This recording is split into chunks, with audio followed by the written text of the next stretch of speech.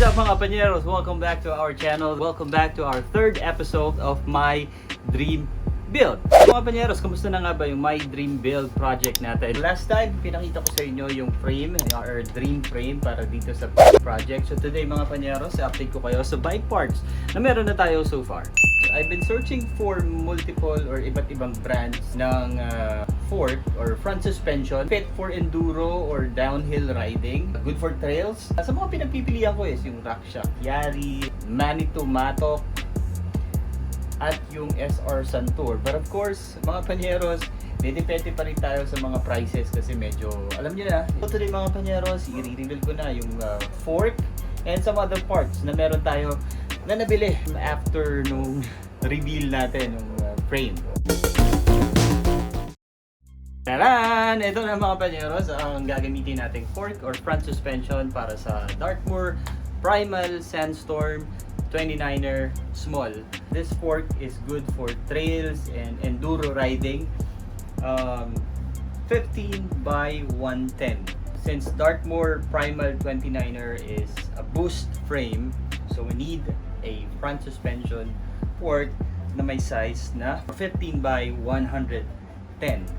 So this fork is capable of 29er up to 2.4 wheel tire size. Ayan mga Pañeros, SR Santur Oron fork. Napakagaan nyo. So ayan siya, through axle and through axle na quick release yung ito. Yung axle niya. Quick release na axle. SR Santur Oron 35 boost is 29er. It's available 27.5 or as well as in 29. It has 200mm max disc or rotor disc na pwede natin ilalagay sa harap. Rear tube diameter is from 1.5 to 1 by 8. And travel is from 130, 140, 150, and 160mm. Pero itong nabili natin is in default 160mm. Pero pag gusto natin i-adjust to 150, 40, and below, pwede naman. Dalhin natin sa mga trusted dealers or mechanic na kilala natin. Right side has RC2-PCS, RLRC-PCS, kung makikita nyo, LORC-PCS. On the right, this arm port is an air port. Crown is A6000 series forge, made out of magnesium material, so napakatibay talaga. Brake post mount 180mm direct. Weight is around 200 or 2140 grams or 2140 grams.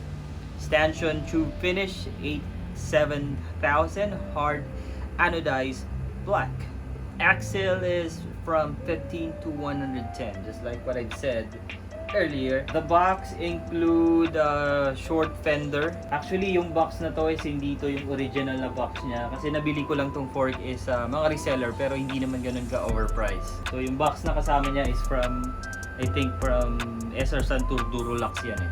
SR Santur Oron fork na to, may tinatawag sila na PCS system. Ito yung piston compensator system.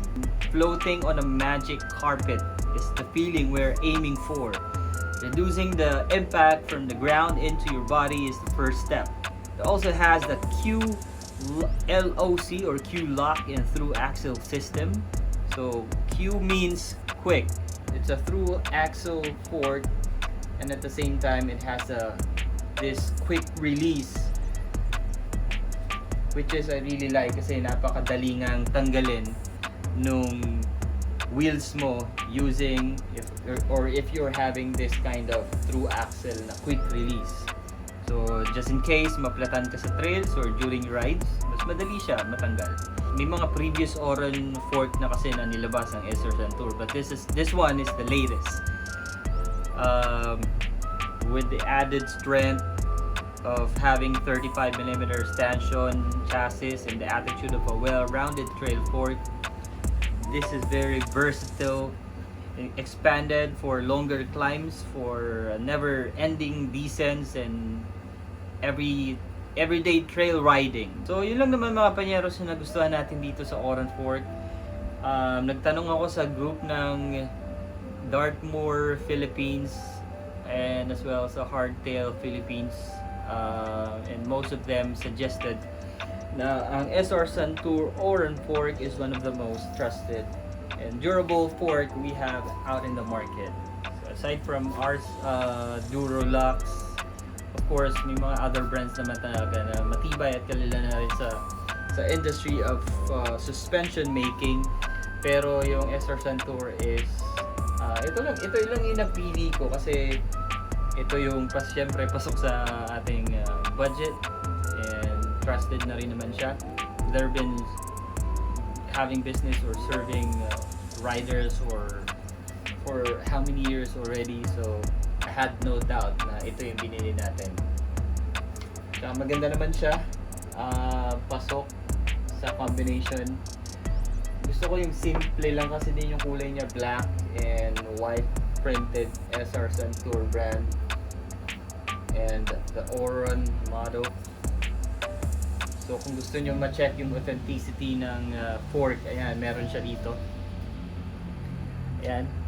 Meron siyang QR, I think, QR code or ano ba tawag dito. So ayan mga panyeros, ito yung after nung frame, ito yung next parts na meron tayo dito sa My Dream Build project natin. So ano pa ba meron tayo dito ngayon? Teka lang. In addition dun sa fork natin, meron tayong nabili from Cycle Art actually. Doon ko nabili tong headset. It's a Dartmoor Blink headset, compatible for all or almost Dartmoor frames. So ayan, ito ang Dartmoor Blink headset, black and bronze in combination. Hindi ko nabubuksan pero ayan siya. Ayan and ito yung cup na kasama sa kanya. Pero since naisipan ko rin na bagayan, hindi ko na siguro gagamitin tong top cup na to kasi may nabili ako isa pang parts na maganda yung kulay na mag-fit dito sa headset na nabili natin. Oh, by the way, compatible yung Dartmoor Primal for A1598. Ayan, A1598 yung specific model na pasok dun sa Dartmoor Primal. Kaya ito nabili natin.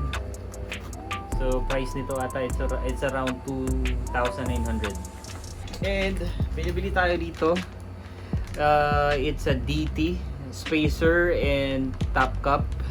Nagandahan lang ako sa spacer niya kasi babagay dun sa headset natin, so nabili ko tong bronze in color. Tapos yung top cup niya is a parang crosser, bronze din ang kulay, napakaganda. Pwede nyo i-search yung DT, or actually nabili ko to sa Rock Plus pero hindi to sponsored video. Meron sila sa Shopee actually, siya sa Facebook. Sa mga other parts, bike parts natin, actually may hinihintay pa tayo. So sa ngayon mga panyeros, ito na muna yung ipapakita ko sa inyo mga bike parts na nabili natin. Aside from SR Santur Oran Fork, meron tayo ditong Blink headset at meron din tayong DT crosser, spacer and top cup. So mga panyeros, that will be all for now. I will keep you updated sa mga future bike parts na meron na tayo dito sa My Dream Build episode natin. So again, thank you very much mga panyeros, sa mga existing and new subscribers. We appreciate your subscribe. Maraming salamat po. Kung bago ka lang dito sa ating channel, please don't hesitate to subscribe, like.